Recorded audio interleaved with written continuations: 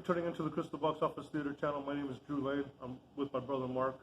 A lot of people have, this should have been the summer of blockbusters with the Fast and the Furious, Transformers, Flash, etc. All these should have done really well, and they just haven't.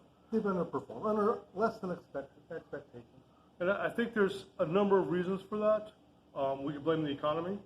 We could blame The theaters themselves, yes, overpriced concessions and ticket prices.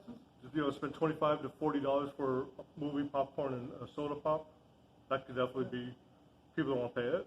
True. And I think a little bit of that is also going to be the streaming service. You have more options now. Well, they have why spend $40 at the theater when you can spend, just a few dollars at home. Well, Disney's going to put it on Disney Plus in 6 weeks or 4 weeks. But I think to me, the number one problem is that the studio and the moviegoer, that trust has been broken, has been shattered, with Hollywood pushing its agenda that you, the consumer, simply don't want to pay money to watch. I would agree with that. I think it's a lot of small things, but the biggest thing is the fact that Hollywood has lost its glitz and glamour. It's no longer magical. Well, so they have an agenda. Yeah. They're trying to tell you, how you feel, who you should be voting for, what you should be doing, how you should think. And people are rejecting. Why they don't want to pay money to listen to that type of message? I think you see that with Indiana Jones. We hadn't seen it. We showed The Sound of Freedom, some other movies. We kind of put Indiana Jones off for a bit, so I can't comment on that, how good the movie is. But it seems like it'd be a decent movie. It would stand up to the franchise. But there's just no trust. I think that started to deteriorate years ago. Now they're like pointing their finger, oh, it's the marketing. We messed up the marketing, or it's so-and-so's fault, it's Lucasfilm. They're firing this executive, they're firing this executive. I don't think it has anything to do with it. They started to ruin Indiana Jones years ago. The person that they hired was a bad hire. That person ruined the franchise before the movie even started. Yeah, before they started shooting films, they were already struggling because people were losing trust in the company.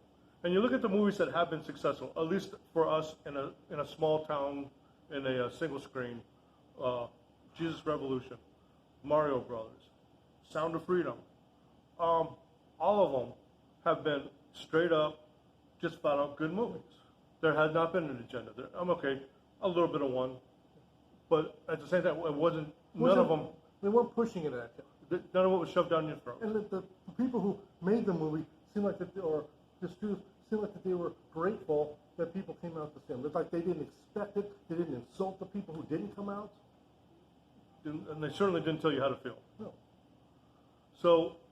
And I think you're going to see that with Mission Impossible. I think that's going to be huge because people trust Tom Cruise.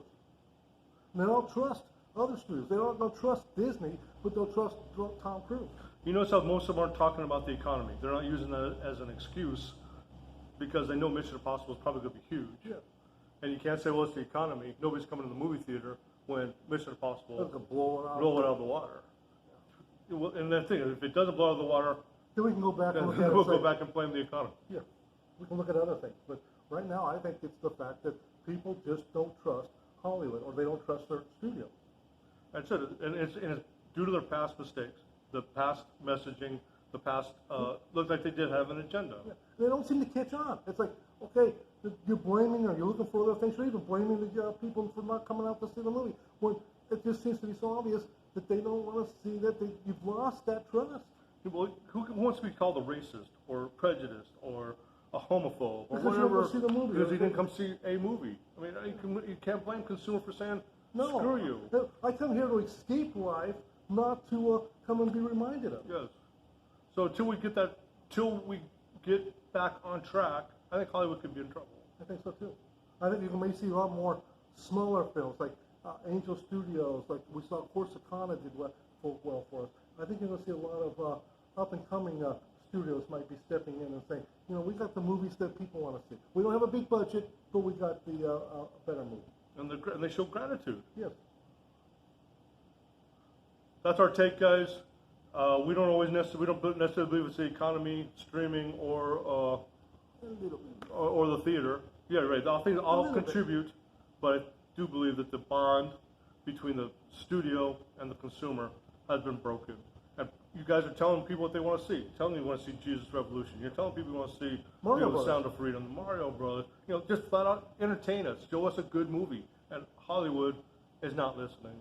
Even with just Disney, Guardians of the Galaxy, Yes. did better than some of the other superhero Yes. movies. Just Chris Pratt, people like that. That's our take, guys. Thank you for tuning in. Thank you for listening to us. And we will talk to you very soon. We'll give you a review on the